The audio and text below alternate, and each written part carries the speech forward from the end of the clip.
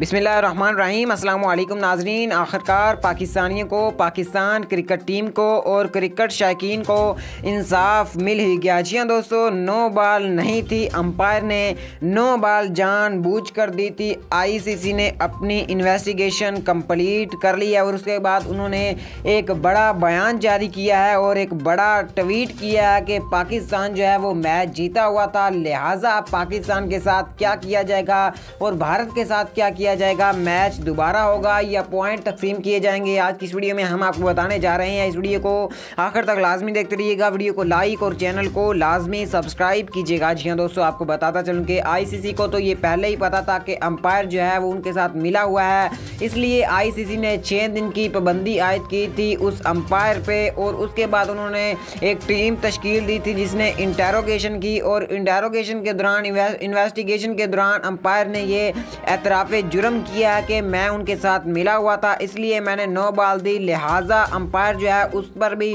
पाबंदी लगा दी गई है और भारत के जो पॉइंट हैं वो कट करके पाकिस्तान को दिए जाएंगे।